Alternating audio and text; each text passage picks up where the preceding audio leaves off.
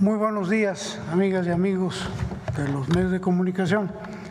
Pues nos encargó la Presidenta de la República que les platicáramos un poquito acerca de la reforma a la ley del Infonavit y pues procederíamos con una pequeña presentación. Bueno, a lo mejor no tan pequeña. Por favor.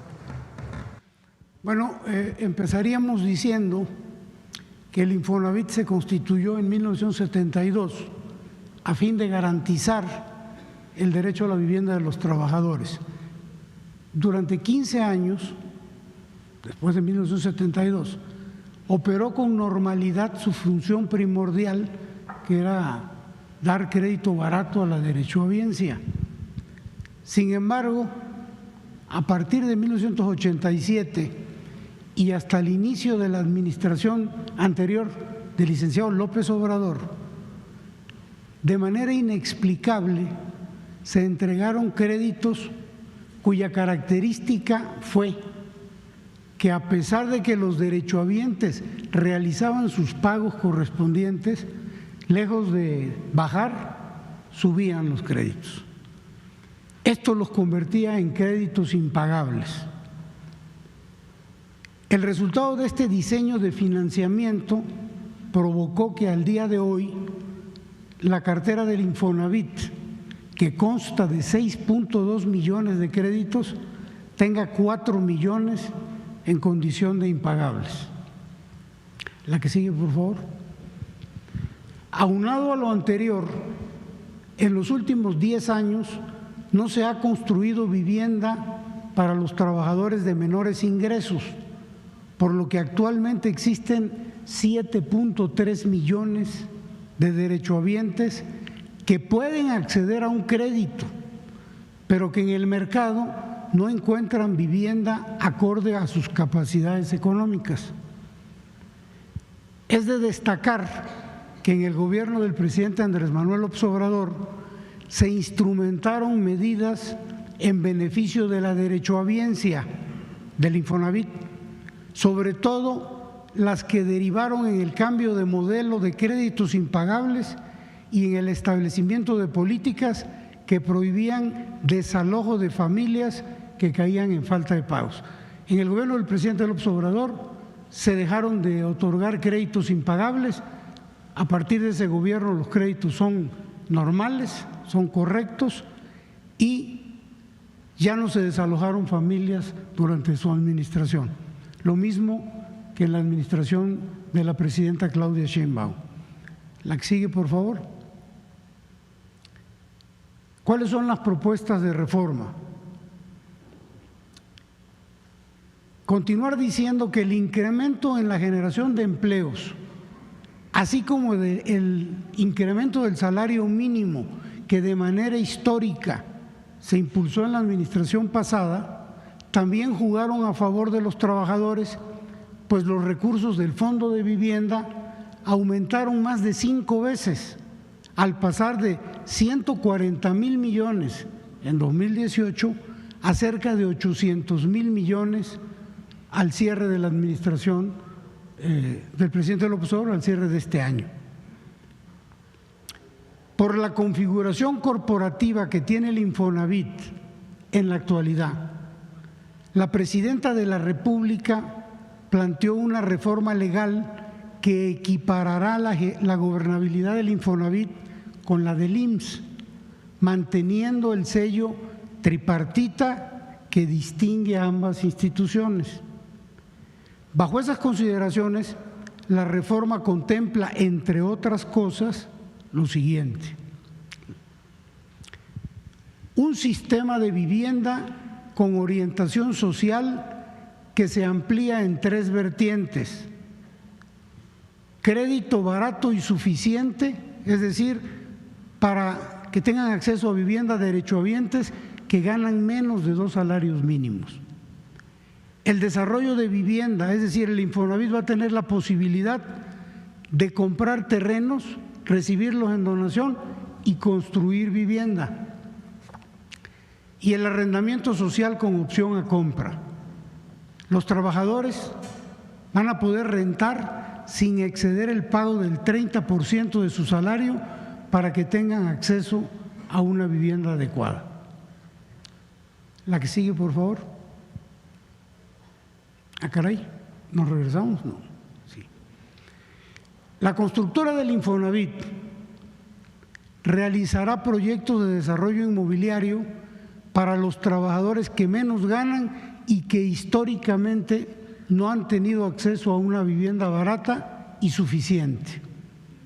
Actualmente existen 7.3 millones de derechohabientes con ingresos de menos de 2 salarios mínimos que ya tienen derecho a un crédito para adquirir una vivienda de interés social, solo que estas no existen en el mercado.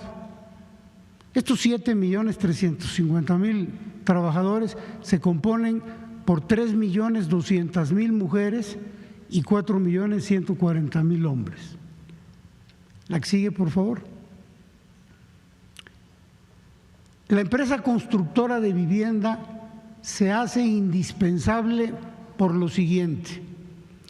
Durante los últimos 10 años se ha reducido notablemente la construcción de vivienda en general, particularmente la de interés social, con un valor promedio de 550,000 pesos.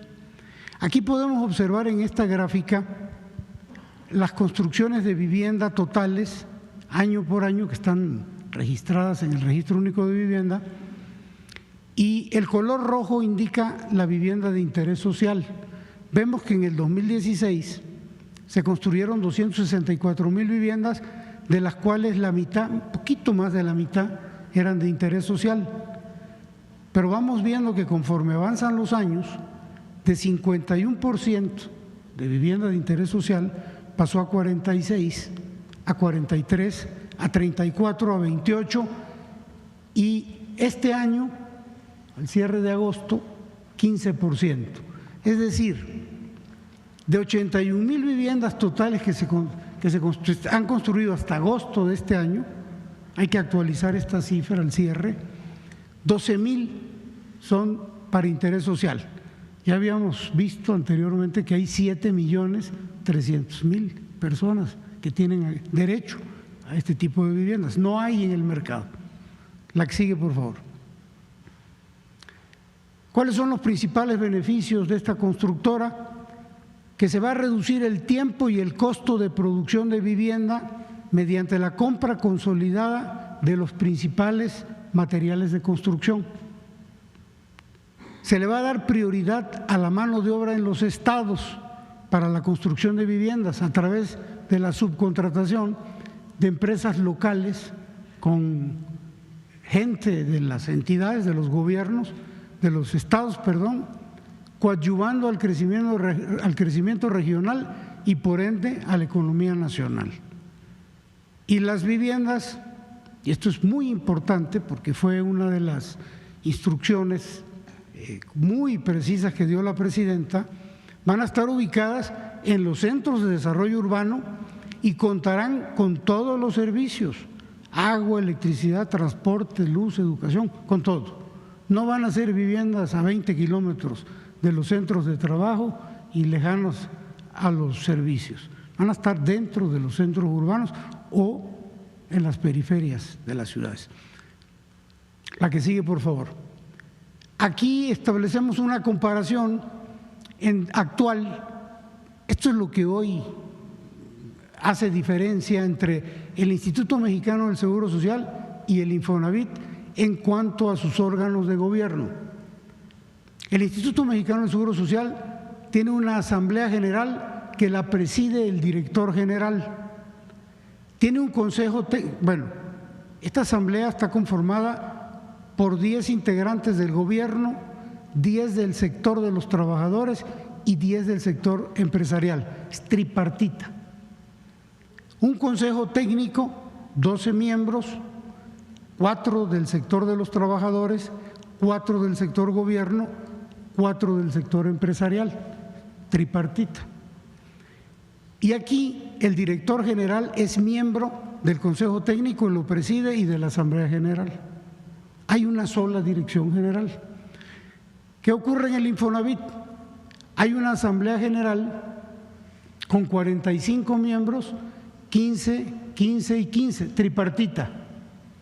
Hay un consejo de administración que se equipara con el consejo técnico con 15 miembros, 5, 5 y 5. Pero el director general no es miembro ni del consejo de administración ni de la asamblea general. Y adicionalmente en el Infonavit hay 3 directores generales o 3 direcciones generales.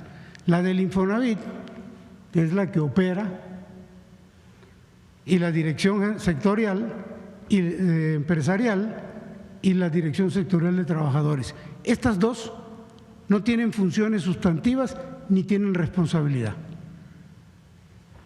La que sigue, por favor. ¿Qué es lo que se está planteando en la reforma?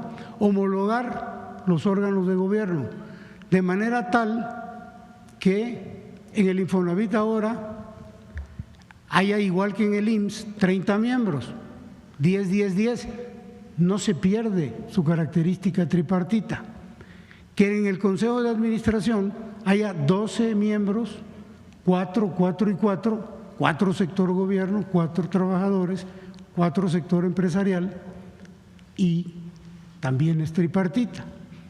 El cambio es que el director general ahora ya es miembro, o sería, a partir de la autorización de esta reforma, integrante del Consejo de Administración y de la Asamblea General. Y la desaparición de la Dirección General Sectorial de Trabajadores y de la Dirección General Sectorial de los Empresarios. De esta manera quedarían homologadas los órganos de ambas instituciones sociales. La que sigue, por favor. Un resumen de lo que acabo de decir. Se respeta el tripartismo paritario en los órganos de gobierno del Infonavit.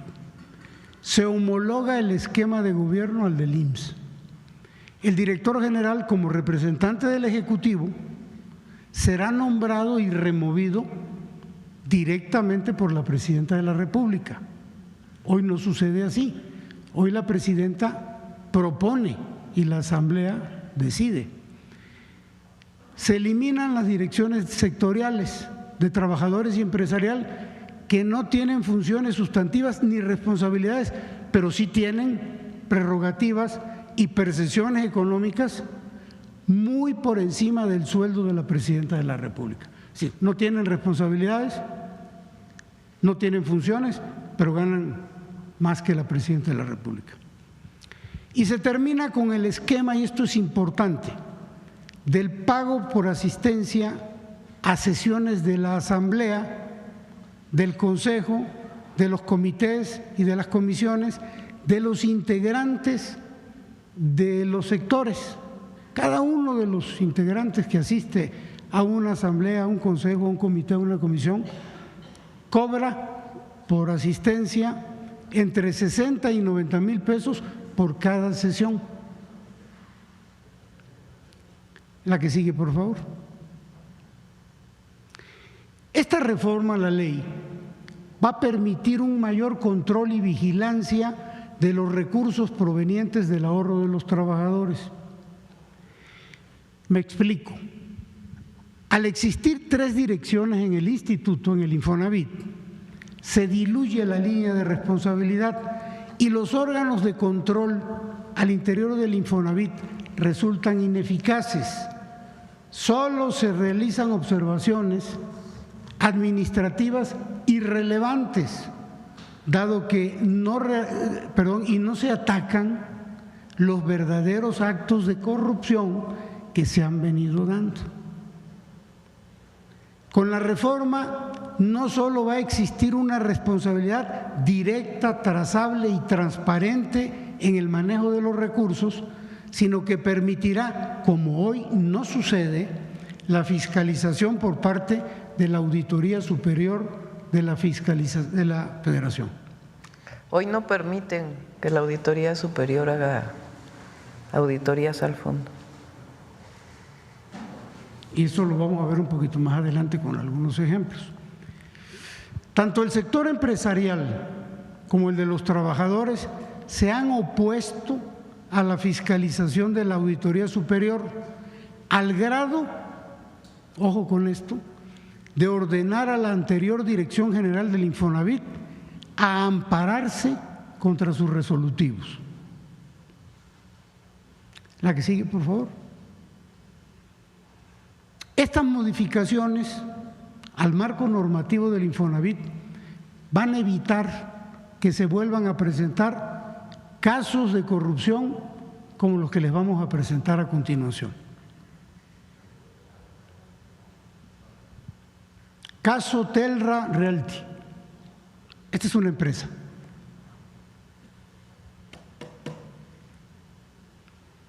En el año 2014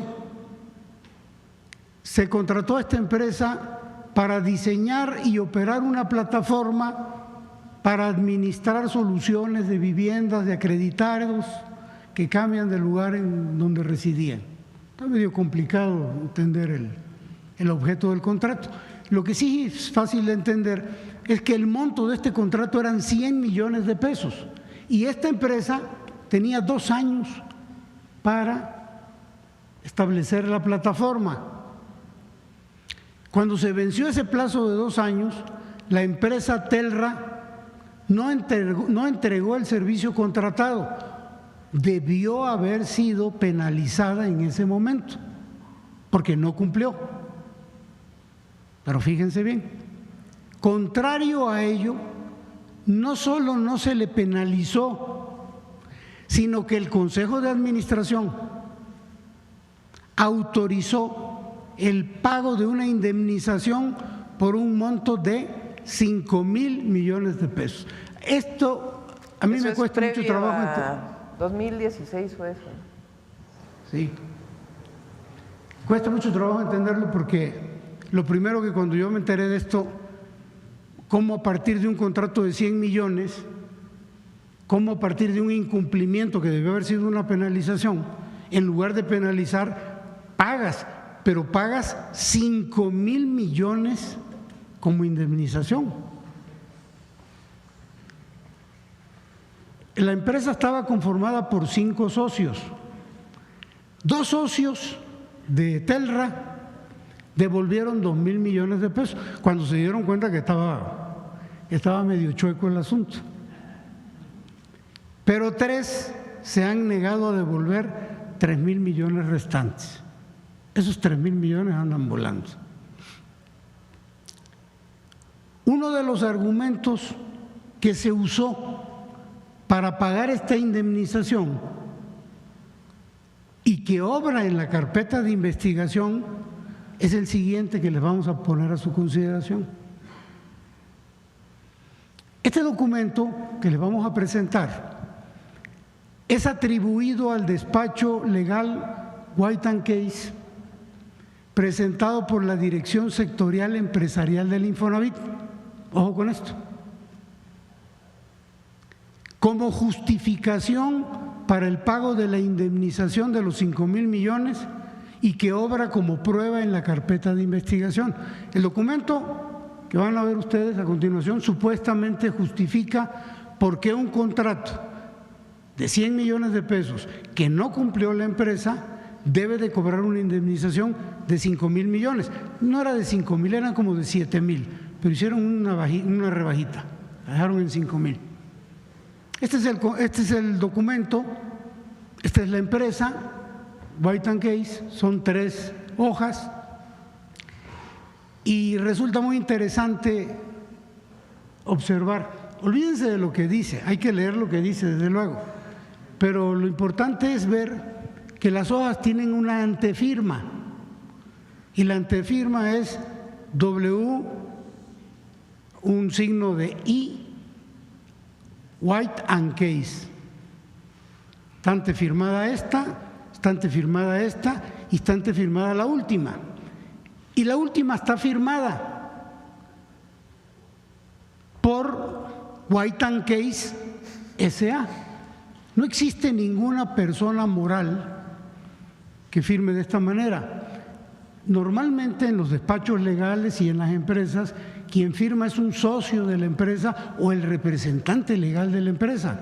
Es como si Coca-Cola sacara un documento, un comunicado público, pues tendría que firmar el distribuidor, el director, pero no va a poner Coca-Cola y además firma Coca-Cola. Pues Coca-Cola no existe como persona física. ¿Sí se entiende, verdad? Entonces nosotros desde aquí le hacemos un llamado a la empresa White & Case para que avale este documento. ¿O no? O no, porque nos parece bastante raro. Yo en mi vida he visto que una empresa pueda firmar, una empresa moral pueda firmar de esta manera. Firman los representantes, los directores. Esto lo presentó la Dirección General de los Empresarial como prueba, como justificación para el pago de los 5,000 millones. La que sigue, por favor. Y aquí viene algo interesante, porque no termina el asunto todavía.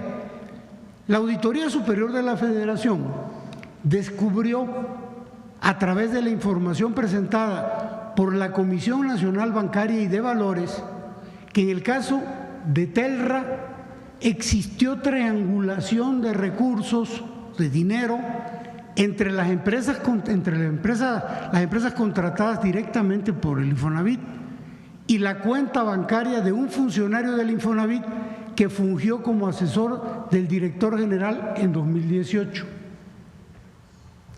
Eso es antes de que llegara el presidente López Obrador. Sí, fue Obrador. antes de la administración del presidente López Obrador. Sí, sí, es importante. Ante la intervención de la Auditoría Superior, ojo, por alguna razón, los sectores empresarial y de trabajadores instruyeron en octubre de 2023 al Infonavit a interponer un amparo contra el informe de resultados de dicho órgano fiscalizador con el voto en contra del sector gobierno y de la oposición de la Dirección General. A la fecha continúan impidiendo la atención a las recomendaciones de la ASF, de la Auditoría Superior, con el argumento principal de que la Auditoría Superior de la Federación no tiene competencia para auditar los recursos, ellos les llaman recursos privados que pertenecen a los trabajadores. Este informe de resultados de la Auditoría Superior es público y se puede consultar en el siguiente vínculo. La que sigue, por favor. Otro ejemplo, actos de corrupción. Este es un programa que en el Infonavit se le llama Línea 3. Consiste en financiar a constructores de vivienda para los derechohabientes. Este tipo de proyectos son propuestos únicamente por las direcciones sectoriales de trabajadores y la empresarial, y así son presentados al Consejo de Administración para su autorización. No hay un estudio técnico, financiero, de ninguna índole, simplemente proponen una empresa para un desarrollo, se autoriza porque son 2/3 partes del Consejo y se aprueba. Se han identificado 22 proyectos autorizados entre 2017 y 2018 que no han sido concluidos y que presentan adeudos vencidos con el Infonavit en el orden de 575 millones de pesos. Adicionalmente a esto, existen 18 desarrolladores con adeudos por 768 millones de pesos, esto como resultado de deficiencias en el seguimiento a pagos y aplicación de penalizaciones. Estas cantidades no incluyen inflación, no incluyen intereses, que si se cuantifican, duplican estos montos. La que sigue, por favor. Este es un ejemplo de lo que estoy hablando. Estos desarrollos fueron promovidos por el sector de los trabajadores y autorizados en el 2016, periodo 2016-2018. Fíjense bien, Estos proyectos recibieron recursos para comprar el terreno, para pagar licencias y permisos de construcción y para hacer infraestructura. O sea, la empresa no tenía ni para el terreno ni para los permisos, ni para los permisos. El terreno vale un poquito más. En el resto de los proyectos no se construyó ninguna de las empresas aprobadas. Lo relevante en el caso de estas 4 empresas es que, a pesar de que no hicieron las viviendas, recibieron adicionalmente en estas 4, 45 millones una, 22 otra, 9 millones otra, 5 millones otra, dinero adicional, ya no del fondo directamente del Infonavit, sino de los créditos de los trabajadores. Es decir, sin haber construido la vivienda, se les otorgó crédito a los trabajadores y se les empezó a descontar de su dinero. En la administración pasada se detuvo esto porque se les estaba perjudicando a la gente, se les estaba cobrando por una vivienda que no se les había entregado. Pero lo que estamos haciendo en esta administración es tratar de sacar a esta gente de este problema, porque hoy tienen atrapado su crédito. Hoy no pueden disponer de dinero, ni tienen la vivienda porque no la terminaron, ni pueden sacarlo de un crédito, están sin vivienda, tienen congelado porque tienen atrapado su crédito. Entonces, no se construyó vivienda alguna.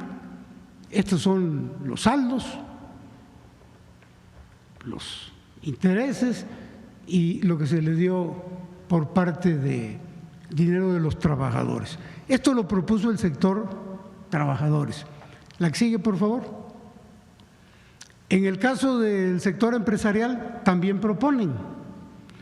En estos casos, del 2013 al 2018, estos proyectos propuestos por el sector empresarial recibieron recursos de Infonavit para terminar viviendas y otorgar viviendas a trabajadores mediante créditos. Con todo el apoyo financiero que se les dio, ni pagaron los recursos ni construyeron las viviendas. Esto funcionaba más o menos así. Ellos invirtieron una cantidad, digamos que el 50% del proyecto, se detuvieron, compraron el terreno, hicieron algunas obras, no construyeron vivienda. El Infonavit les dio el 50% que habían invertido y 20% más, es decir, 70%, y lo que hicieron ellos fue recuperarlo, el 50% que habían invertido, y el 20% se lo quedaron. Y hoy solo nos queda buscar recuperar parte del dinero que entregó el Infonavit, recuperando los terrenos. Pero es muy factible que el 20% restante, que no lo invirtieron, pues sea difícil de recuperar. Vamos más. La que sigue, por favor. Este es otro caso de corrupción y es muy importante que se conozca y que se dé a conocer, porque hay que detenerlo. Existe una red delictiva donde intervienen trabajadores del Infonavit, notarios, despachos y peritos valuadores que se han coludido a fin de otorgar múltiples créditos sobre una misma vivienda. Con la revisión que llevamos al día de hoy, que no incluye 11 estados del país, se han detectado 12,000 créditos sobre 1,400 viviendas, lo que significa que estas se vendieron hasta 4 veces cada una por año. Todo lo anterior, y ojo porque esto es importante, sin que la comisión de vigilancia o el comité de auditoría tomaran acciones en contra de los responsables. Este mecanismo delictivo es empleado para estafar a los trabajadores, cobrándoles hasta el 40% de sus ahorros para vivienda, que hasta el momento de la revisión, que no hemos concluido, asciende a más de 1.200 millones de pesos. La que sigue, por favor. Este es el país. Los estados que tienen color más oscuro es donde más operaciones de este tipo se han llevado a cabo. Aquí estamos hablando del Estado de México, Tlaxcala, Jalisco. Los estados que nos faltan por revisar son los que están en color gris, que son 11. En el Estado de México, 496 casas se vendieron 4.130 veces. En Jalisco, 239 casas, las mismas, se vendieron 2.037 veces. En Baja California, 205 casas, se vendieron 1.696 veces. Y así sucesivamente, lo que nos da las 1.400 y las 12.000 ventas. La que sigue, por favor. Voy a tratar de que se entienda el mecanismo. En el Estado de México, 3 notarios con 2 despachos de evaluación, con 3 peritos evaluadores, con 3 controladores y 6 trabajadores del Infonavit, vendieron 496 casas 4.130 veces. En Jalisco, 3 notarios, 1 despacho, 1 perito, 1 controlador, 2 trabajadores del Infonavit, vendieron 239 casas 2.037 veces. Y así sucesivamente. Tlaxcala es relevante porque aquí 35 casas se vendieron casi 800 veces y aquí operó, al igual que en Sonora, 1 notario, 1 despacho, 1 perito, 1 controlador y 1 trabajador del Infonavit. Es decir, la red está más que clara de cómo opera. Son las mismas personas. Espero no haberles enredado. La que sigue, por favor. Y para finiquitar este ejemplo, hablar nada más de los notarios. En el Estado de México hay 2 notarios que en esta red resultan relevantes, porque este notario, el notario 1, 240 casas las vendió casi 1.600 veces. Desde luego, en conjunto con la red. El notario 2, también del Estado de México, 158 casas, 937 veces. Y así sucesivamente. Tlaxcala es importante porque 53, este notario, 53 casas las vendió 230 veces. Se hizo escrituras 230 veces. Creo que se ejemplifica el mecanismo y la red de complicidad. El siguiente ejemplo, por favor. Este es otro que llama la atención porque en el 2019 el Infonavit informó, esto ya había ocurrido en la administración pasada, el Infonavit informó a la Unidad de Inteligencia Financiera el pago de más de 3.600 millones de pesos a 4 despachos plenamente identificados. Estos despachos eran contratados para recuperar vivienda por la vía judicial. Y ojo aquí, esta práctica de la recuperación judicial se detuvo en la administración del presidente López Obrador y está detenido también en el gobierno de la presidenta Claudia Sheinbaum. Ya no se llevan a cabo este tipo de recuperaciones judiciales, no hay desalojos. Pero bueno, estamos hablando de otras épocas. 3.600 a 4 despachos. ¿Qué pasó? Que entre 2013 y 2015, estos despachos, en contubernio con diversos funcionarios del Poder Judicial, como que algo suena familiar aquí, y notarios de Nayarit, realizaron juicios fraudulentos en contra de 60,000 derechohabientes. Un ejemplo de este tipo de fraudes, de esta ilegalidad, es el siguiente. Un derechohabiente que vivía y tenía su casa en Chiapas fue notificado irregularmente en un domicilio en Nayarit, dentro de un juicio tramitado en el estado de Nayarit. Esto provocó que el derechohabiente quedara en estado de indefensión, pues nunca se enteró de que era parte de un juicio chiapaneco y lo notifican en Nayarit. Como si iba a enterar en un domicilio que quién sabe de quién era. La que sigue, por favor. Conclusión de este asunto: el Infonavit no recuperó ninguna vivienda y miles, y esto es lo peor, miles de derechohabientes fueron despojados de su vivienda sin un juicio justo, con todas estas irregularidades. Lo anterior, de nueva cuenta, sin que la Comisión de Vigilancia o el Comité de Auditoría tomara acciones en contra de los responsables. La que sigue, por favor. Este es otro. Esta es una empresa de seguros. Funcionarios del Infonavit contrataron ilegalmente un seguro de vida colectivo por 550 millones de pesos para los derechohabientes con crédito. ¿Por qué decimos que ilegalmente? Porque el instituto, el Infonavit, ya cubre ese seguro.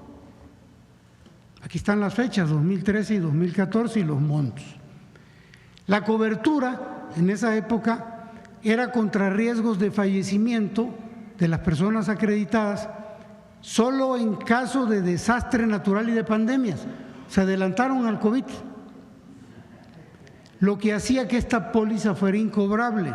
Es decir, su contratación fue fraudulenta y, ojo, sin el consentimiento de los trabajadores acreditados y sin necesidad, porque ya el Infonavit cubre eso. De nueva cuenta, la Comisión de Vigilancia o el Comité de Auditoría no tomaron acciones en contra de los responsables. La que sigue, por favor. Vamos terminando. Ya con esto terminamos, Presidenta. Promesa. Hasta el 2010, el Registro Único de Vivienda tiene la finalidad de entregar un padrón de viviendas nuevas. Lo tenía a su cargo el Infonavit. En el 2011, el Consejo de Administración del Infonavit autorizó convertirlo en un fideicomiso que le pertenece al Infonavit. Ese fideicomiso genera recursos porque la información que da el registro único cobra por la entrega de esta información, pero ese ingreso no debe ser calificado como una utilidad toda vez que se debe reintegrar al ahorro de los trabajadores. En la sesión de julio de 2024, el Comité Técnico del RUP, donde participa el sector empresarial y de trabajadores, instruyó el pago de las utilidades del RUP. En noviembre pasado, el director del RUP gestionó el pago, como el pago de utilidades, a pesar de que un servidor dio instrucciones de no hacerlo. Se repartieron las utilidades. En esta administración, como resultado de eso, 3 funcionarios han sido cesados y se están analizando las acciones legales correspondientes. Yo creo que esta es la última, ¿verdad? Falta una. Se me va a enojar la presidenta, yo creo que ya me va a… No, dale. Nomás. ¿Cuál falta? ¡Ah! Esta es buenísima, presidenta.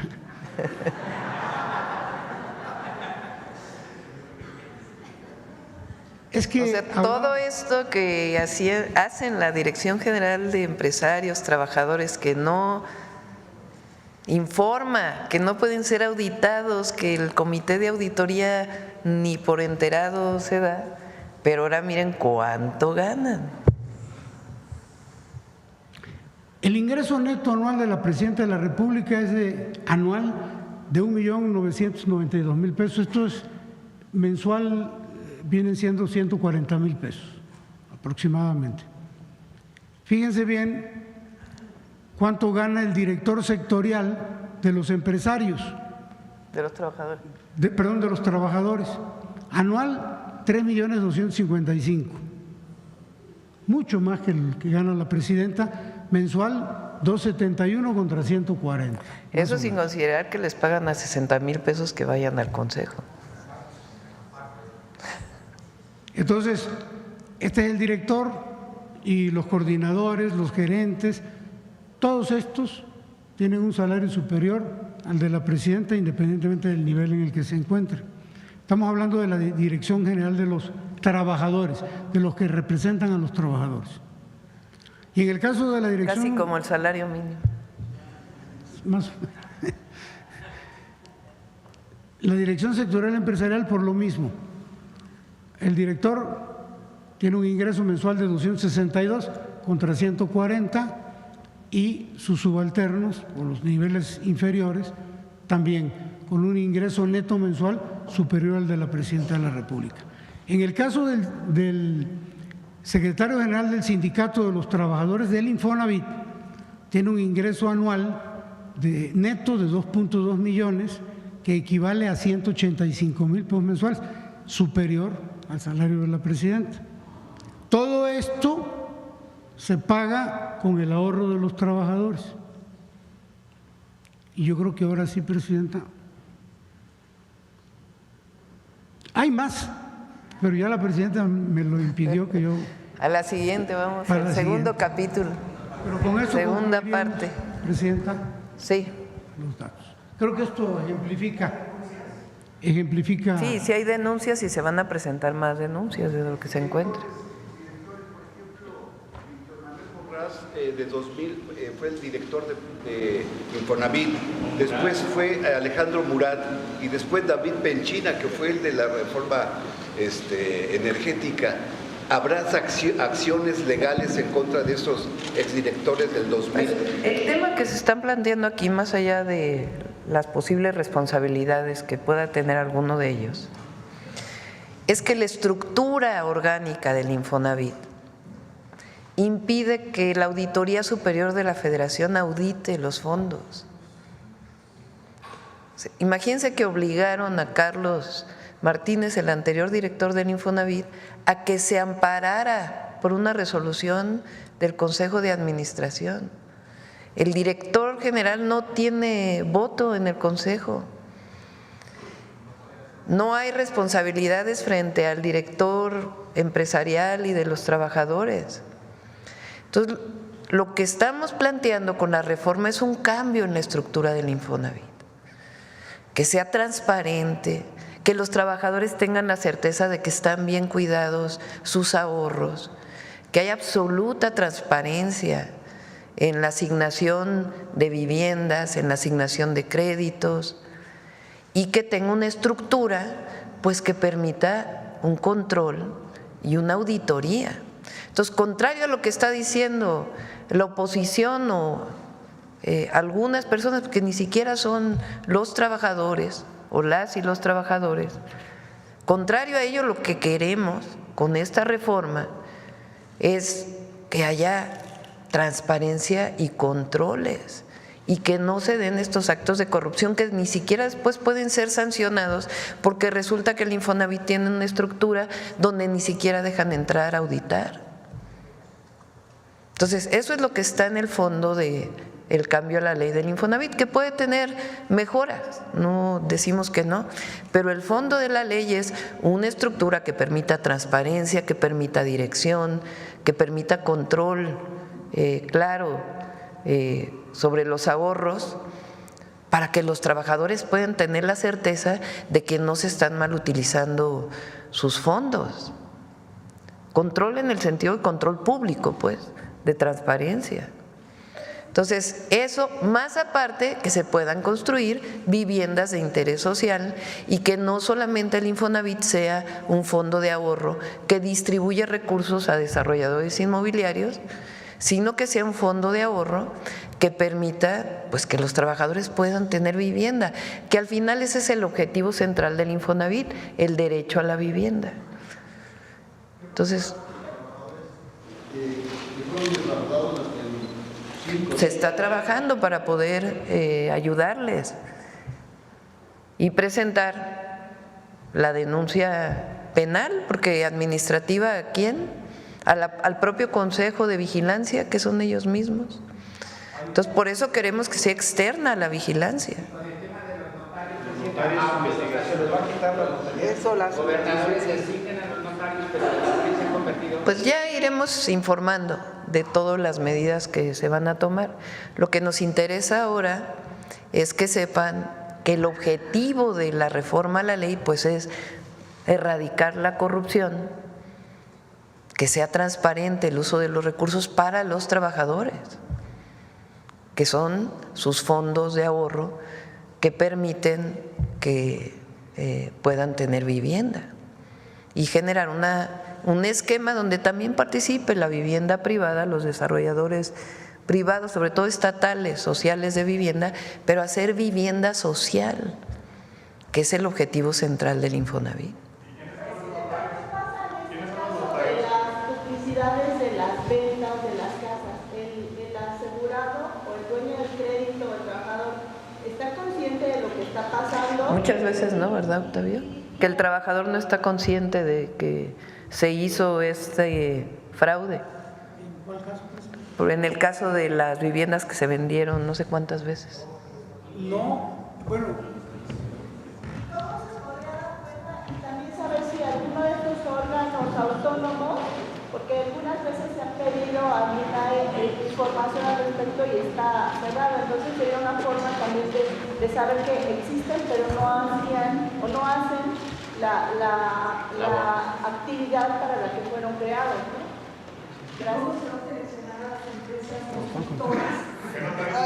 A ver, vamos a hacer una cosa.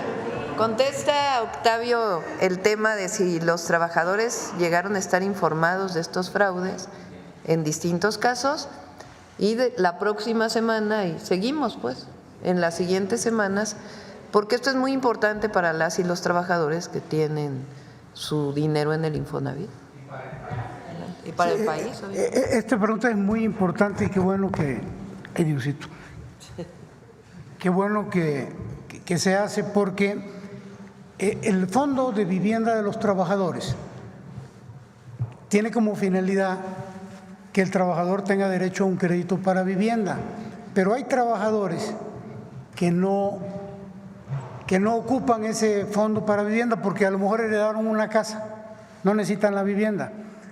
Ese dinero, el día que ellos se retiren, se va a su jubilación, no se pierde, siempre es de ellos. Lo ocupan para vivienda o lo ocupan para su jubilación. Muchos trabajadores no saben que tienen ese dinero y hay muchos coyotes que se aprovechan del desconocimiento de los trabajadores para decirles: oye, yo te saco tu dinero del Infonavit, porque si no se lo va a quedar el gobierno. Engañan al trabajador: claro, yo te lo saco a través de estas redes de complicidad, pero te quito el 30 o el 40% de ese monto.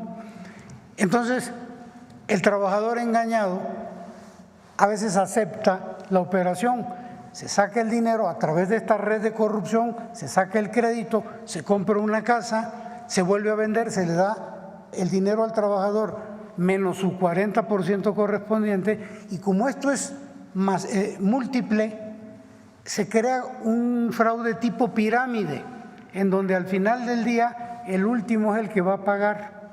Hemos descubierto casos en el caso de la venta masiva, en donde al final empiezan a suplantar identidades, agarran el nombre de un derechohabiente que ni siquiera sabe, le falsifican los documentos y sacan el crédito a su nombre para empezar a tapar los huecos que se van generando. Pero entonces es parte de un engaño y es importante que los trabajadores sepan que su dinero está absolutamente seguro y que lo pueden usar para adquirir vivienda o para su retiro en el caso de que no requieran la vivienda. Presidenta, no sé si con esto. Esas viviendas no están registradas en el registro público. Sí. En algunos casos sí, porque el notario, pero se venden varias veces. Pues es el notario, por eso dice el director del Infonavit que hay notarios involucrados en estas redes, lamentablemente. Y hay notarios buenísimos, muy honestos, pero hay algunos que lamentablemente están aquí. Todo esto pues se va a denunciar. Presidenta. Si quieren vamos a dejarlo aquí, el tema Infonavit, porque ya vamos avanzados y además ya vamos a informarlo en el siguiente capítulo del Infonavit.